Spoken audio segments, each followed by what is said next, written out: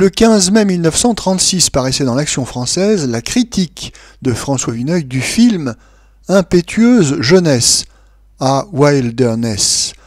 Texte intégral.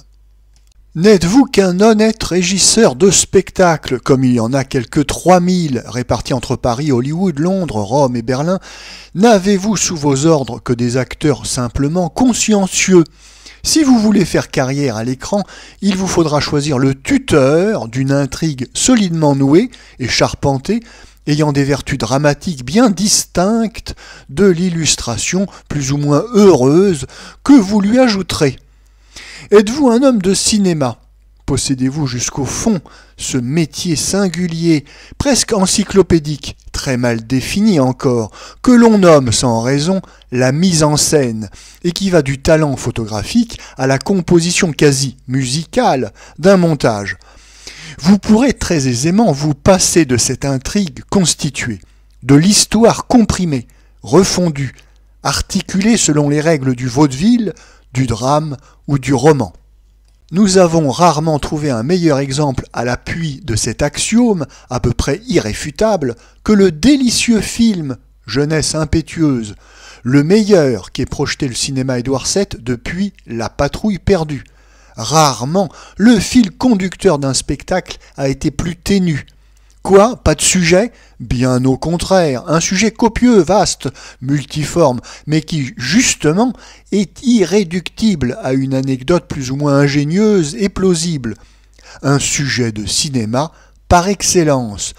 À l'origine, on en a fait une pièce de théâtre, je ne la connais pas, elle n'a jamais été jouée en Europe, je ne doute pas qu'elle ne soit très inférieure à un film signé d'un artiste qui possède une maîtrise absolue de l'image, Clarence Brown.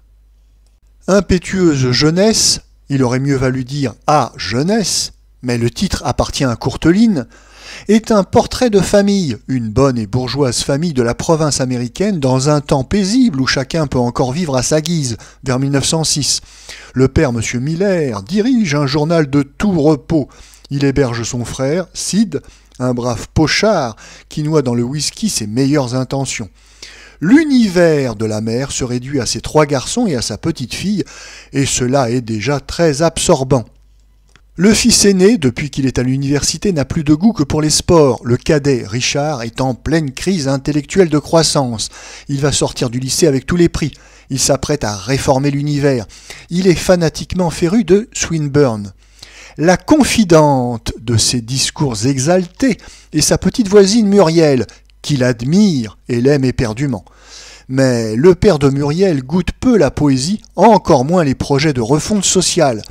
Voilà Muriel contrainte d'écrire une lettre de rupture à Richard. Celui-ci entend jouer les hommes forts. Le soir du 4 juillet, fête nationale que les gamins célèbrent avec une pétarade monstre, il va prendre une sévère cuite et il évite de peu, dans un cabaret borgne, les entreprises d'une professionnelle. Le père Miller lui fait amicalement la morale, lui tient le traditionnel discours sur les dames qu'il est préférable d'éviter, en particulier dans l'âge tendre. Le cœur de Muriel sera facilement reconquis. Ce chenapan de Sid, lui-même, va trouver le bonheur et peut-être la sobriété auprès de sa belle-sœur, la douce tante Anna. Rien de plus, mais cela suffit à recréer sous nos yeux avec leur chaleur, leur faiblesse et leur vertu une dizaine d'existences avec le même art patient, précis, ami de la vie que celui des romanciers anglo-saxons.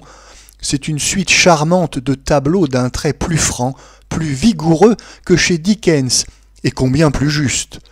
La distribution des prix avec les jeunes orateurs dont la voix mue, l'écolière qui se produit dans un solo de clarinette, la nuit du 4 juillet où l'on attend Richard, la mère incapable de dissimuler son angoisse grandissante avec l'heure, le père qui ne veut avoir l'air de rien, le retour du pique-nique où Sid, une fois de plus, s'est outrageusement cuité.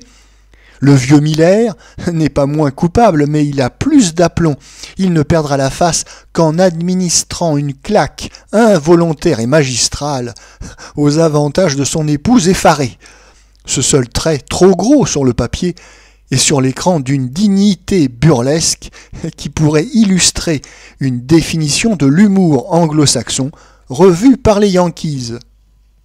Rompant avec toutes les traditions d'Hollywood, Clarence Brown est allé tourner ses extérieurs dans une vieille ville du Massachusetts.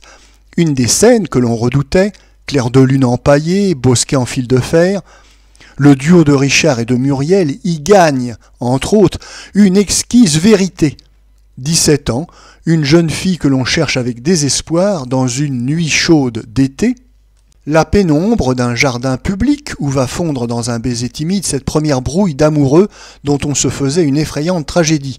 On compterait sur les 5 doigts les films où l'on a pu, comme l'autre soir, revivre ces souvenirs dans toute leur pureté. La personnalité de Clarence Brown n'a jamais été très accusée.